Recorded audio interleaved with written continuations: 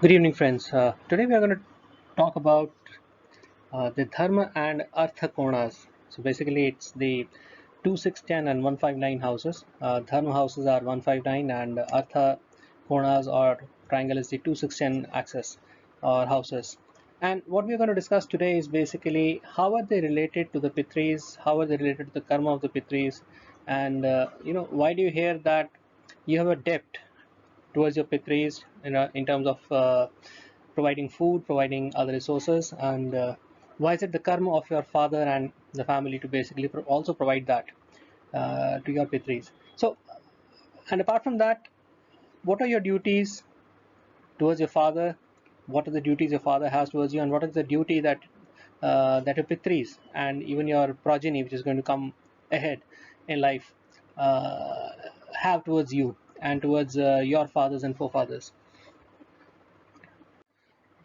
So let's continue on this journey and let's move on to the next slide as to what is the depth of the father, forefathers, and how it affects you. Let's try finding out. So let's look at the Dharmasthanas and let's be clear about what we are talking about.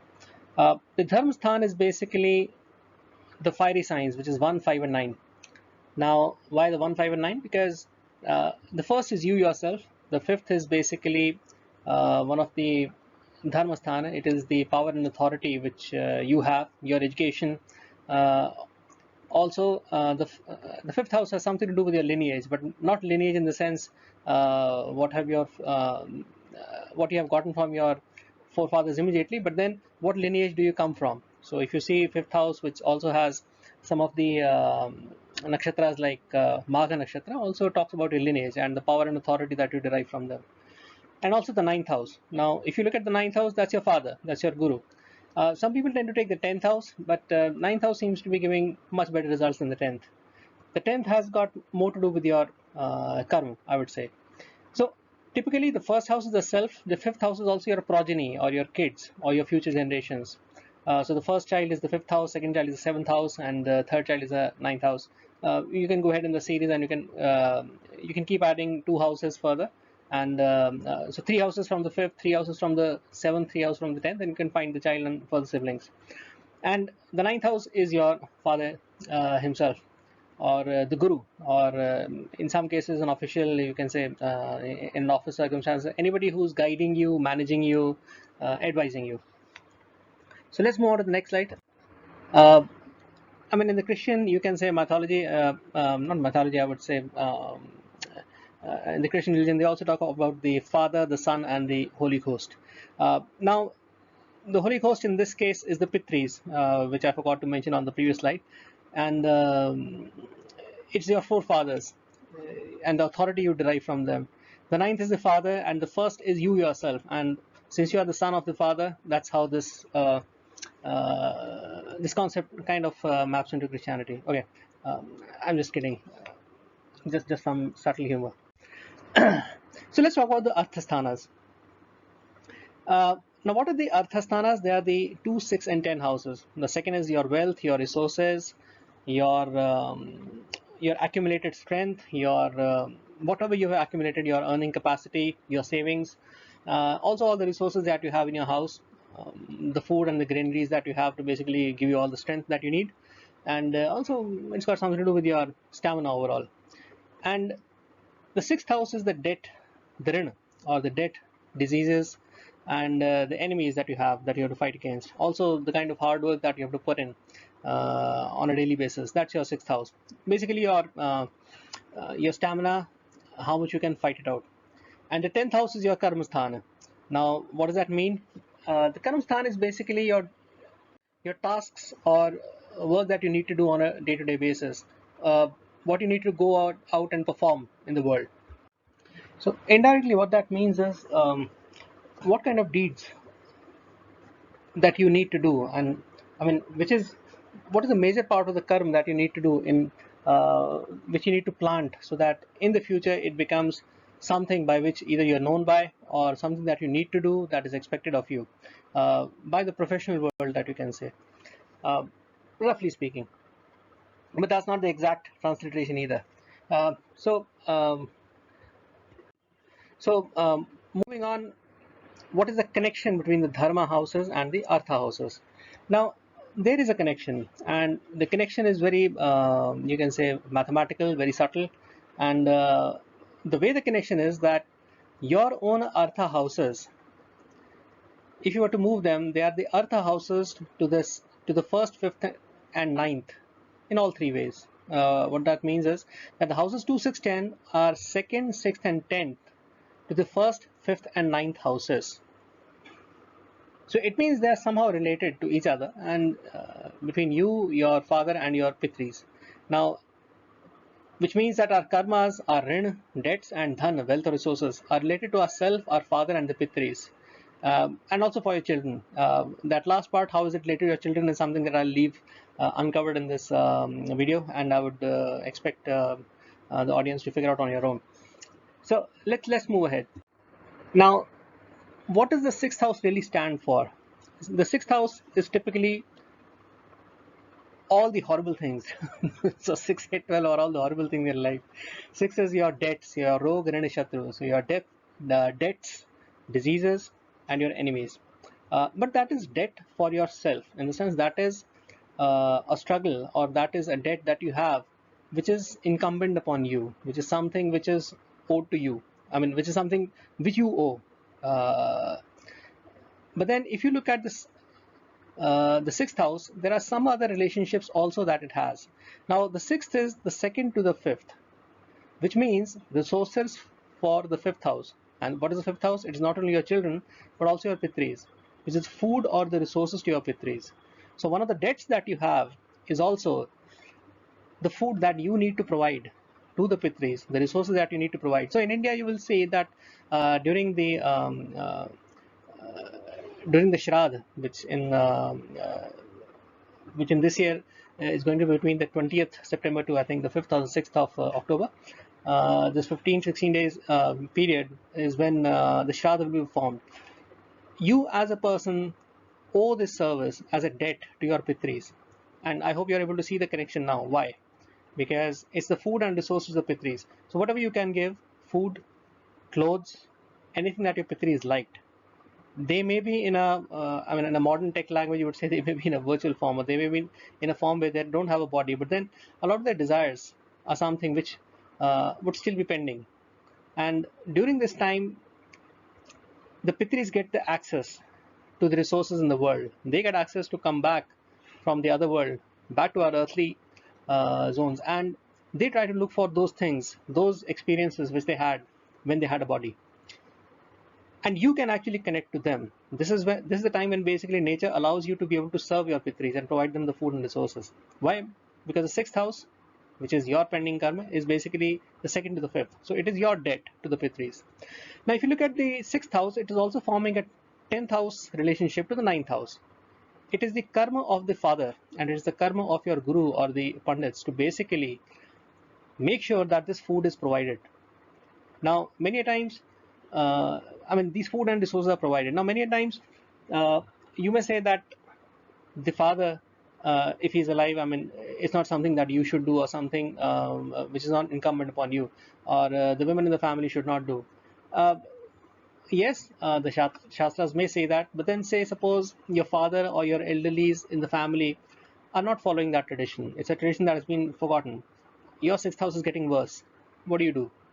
Either you try to change their nature and wait for them to pick up these rituals again, or pick up and go and do the shradh properly, or you take it upon yourself. There is no harm in going and feeding animals. There's no harm in going and feeding those who are hungry, because nature is going to make sure that somehow, if you have done something good for others, the good karma that you do is going to basically go into your good karmic records, and somehow you and your Pitris and your forefathers are definitely going to benefit from that as well. So it's not only that the karmas that you do basically that your forefathers do are something that dawn upon you, but whatever karmas you burn for them are also going to be going to basically turn as blessings for them. I'll come to that topic a little later. How? Let me move on to the next slide. Let's look at the 10th house relationship. Now, if you look at the 10th house, it is the second to the ninth, which is resources of the father. Now, what does that mean? it's very subtle and a very tricky thing. When your father is young and you are just born, it is your father's duty. I mean, there is a certain debt that your father has towards you, because of which you are being born and because of which he's having to serve you food. So if you see, the sixth to the ninth is the second house. So the resources that you have, the food, the thing, the objects that you have, it is coming from your father, from your parents, who are basically providing it to you uh, because they have a debt towards you. That's why. But then you have the karma of basically providing food, resources to your father and to your elders once they have become old. So this is your 10th house karma. So 10th house is not just going to the office and working. 10th house is many other things. And when you start mapping these karmas from the Dharma houses, you'll start figuring out that, okay, 10th house is not just karma. It's not just office work. It's other things also that pile up and basically become part of your karma. Now, if you look at the 10th house, it's also the 10th to the 1st, which is your own karma. What you need to go out and do, nishkam karma, or what is it that you need to do so that you are able to basically not only earn your living, your livelihood, but what do you stand for? And what is it that is expected of you to go out and do in the world? And if you look at the 10th house, it's also 6th to the 5th, which is basically, I mean, one way of saying is it's the rin of the Pitris. Now, if you go back to the ancient times, if you basically if you keep giving the fuel to your Pitris, or basically keep serving your Pitris, it's a rid for them. They have to come and help you out in a profession, make sure that you are able to do your karma. But at the same time, if you do your karma properly, which is the 10th house, which is the 6th to the 5th, you are actually burning off a lot of their debts. Now, this is a very deep secret, which is why one of the best places for the first house lord is the 10th house, or you can say Mars, which is the lord of the first house for the Kalpurusha. It is considered exalted in the 10th house. Why? Because it is helping out burn a lot of the debts that your Pitris may have. And what that does is that basically, when you start burning off these debts, the blessing starts coming to you, because 9th to the 5th is you yourself. That's how these energies are actually flowing. Okay, moving on to the second house. Now, if you look at the second house relationship, the second is 6th to the 9th, which is what I talked right now. That is because of the debt that your father has towards you, because of which you are born in that family, he has to provide resources to you for many years. I mean, till the time you start earning or you are on your own feet. So that is the debt that he has towards you, because of which second house things, which is basically your resources, your food, your stuff, is something which he has a debt towards you, which he has to provide to you. And the second to the first, which is basically food and resources to the self. That's quite obvious. I need not explain that. And it is the 10th to the 5th, the karma for the 5th house, the Pitris, and also for your children, to basically provide food and resources for you. Now, what does that mean? The 5th house being the children, it becomes their karma when you get old to be able to basically survive, for them to provide you the food and resources that you can survive. But then your Pitris also, and now you may be actually be surprised if you go back to the old villages in India. The Pitris were actually invited even after funeral and death. Many rituals were done whereby basically looking at the kind of food, the kind of clothes, or even the kind of toothpaste or datun basically in those old days, which you say, and the kind of water that you would use to basically go and brush your teeth, that was left out for the Pitris, so that they can actually come and use these resources and go about living their normal human life, even when they don't have, even after they have expired. Once these are provided to the Pitris, it's actually the Pitris' job to be able to come and make sure that the food and resources that you have are protected. Your Pitris actually come and protect you if others around you who are having a hostile, you can say an evil eye, or you can say a hostile kind of attitude towards you. So if your Pitris are strong, a lot of times black magic, other things which can deter you from doing your karma, or any kind of a negativity which basically affects your wealth, your resources, your food, your any way in which basically strength of the family or the honor of the family gets tainted, I mean, they come and protect you. So once you have given them enough nourishment, which is basically your 6th house, which you have provided food to them, they will come and make sure that they protect these resources for you. And once you yourself get enough nourishment, which is basically the second house to you, your first house becomes strong, because of which now you can actually go and nourish your father, or when they get elderly, or basically they get old, you can go and help them and make sure that they are strong, their honor is intact, which is the 10th house, which is the second to the ninth. So this is how this chain works, and this is how karmically we are actually related to each other. Now this may look a little cryptic right now, but once you start sitting down and thinking and ruminating over it, you'll figure out that this is how these karmas are actually linked to each other. This is an introductory topic, and in the sense, I just started thinking on these lines. I've started jotting my thoughts down. Started sharing it on an online platform. I'm not sure there would be many questions, there could be gaps, there could be things which could be confusing. Please feel free to write your comments and feedback, and share them with me on Facebook as well as on YouTube. Thank you so much.